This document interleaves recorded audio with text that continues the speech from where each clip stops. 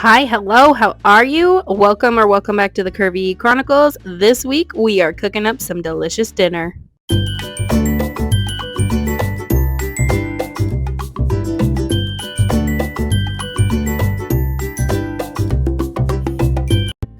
Okay, starting off strong with the pork loin pineapple roast in the crock pot.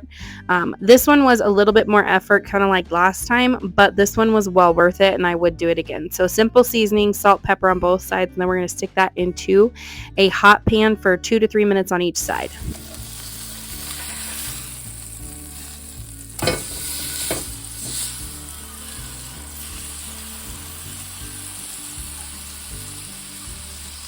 So while that is cooking, we are going to chop up our pineapple. Make sure to save the juice. So we're going to take our rings out. This does call for chunked pineapple, but I did not have chunked. I had chunked rings that needed to be cut. So we're going to put all of this into the crock pot. So the loin roast, then we're going to top that with some garlic, more garlic. We know this.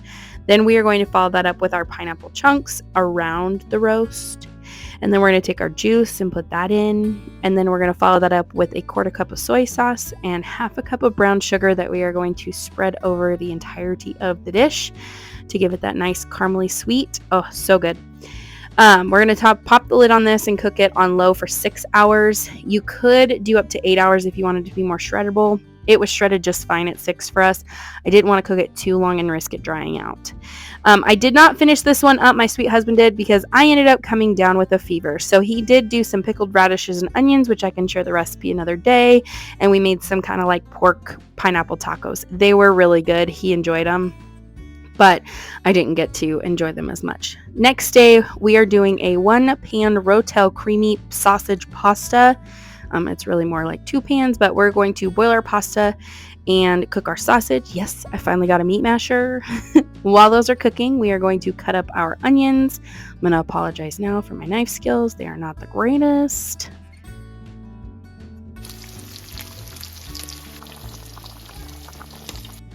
Once our sausage is browned, we are going to remove it from the pan and put it on a paper towel lined plate to absorb some of that excess grease, and then we are going to absorb the excess grease out of the pan.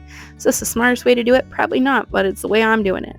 We're then going to add in our butter and our onions, followed that up with some garlic, 1 spoonful, maybe a 2nd spoonful. Hell, what's 1 more? We love garlic. It's okay. And we're going to let that butter melt and those onions soften up.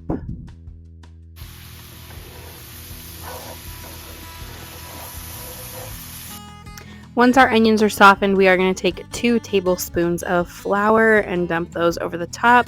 We're going to mix that in, kind of make something similar to a roux and kind of deglaze the pan. And then we're going to go in with 2 cups of heavy cream. Yes, I said 2 cups. You could easily use half and half. I wouldn't say milk. Milk will be a little too thin, but half and half would be a good alternative to less. We're going to add in our can of Rotel, and then we're going to turn the heat off and mix this in and combine it. Then we're going to turn the heat back on, and we are going to you're going to do a low heat, and we're going to add in our cheese and our cream cheese. So this one is definitely not easy on the waistline, but it is a lot of food and it'll feed you for a while, and it's very good. So we're going to melt all those together, season with salt and pepper, and it does call for Cajun spice. I didn't have Cajun spice, so I just used what I had. I think I used like one of our barbecue spices, which turned out just fine. So we're going to get that well combined, and then we're going to add back in our sausage and combine that into our cheesy sauce.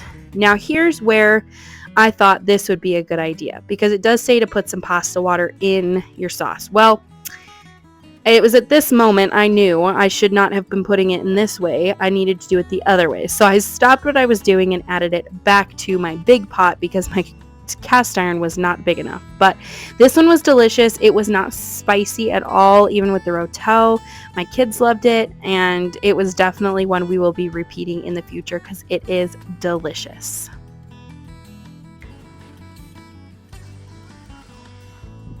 Okay, diving into night number 3, we are doing our 1-pan sausage and veggies to use up my peppers.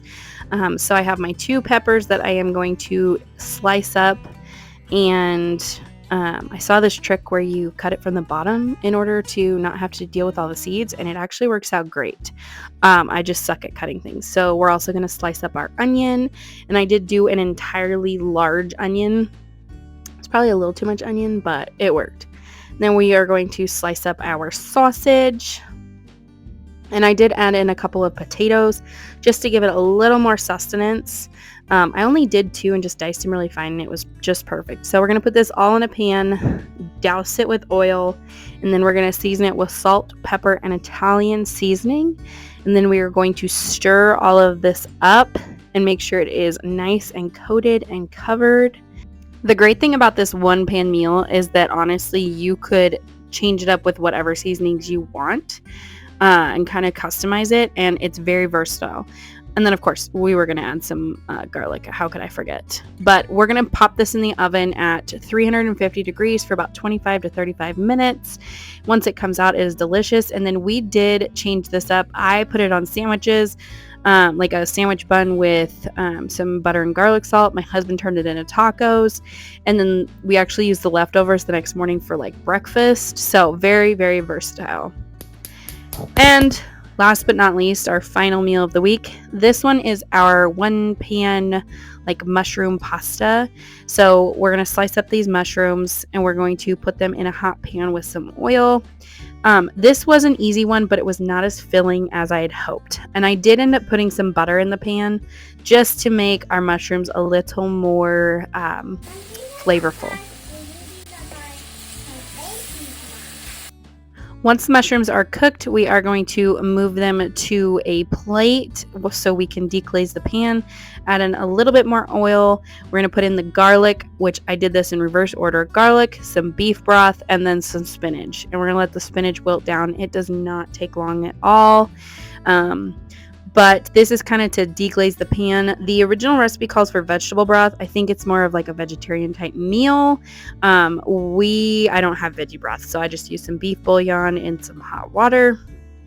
Deglaze everything, and then we added it all to the pasta pot with a little bit of the reserved water just so everything would stick. Once we get it all in the pan, we are going to season it with salt, pepper, and Italian seasoning. The original recipe also calls for red pepper flake. I skipped that for the pure fact that we, even though we do like spice, we were feeding this to the kids and I didn't want to add in the spice. I knew that this pasta wasn't going to be enough to feed us all, so I did fry up some chicken thighs that I just seasoned with salt and pepper on both sides and just put them into a hot pan.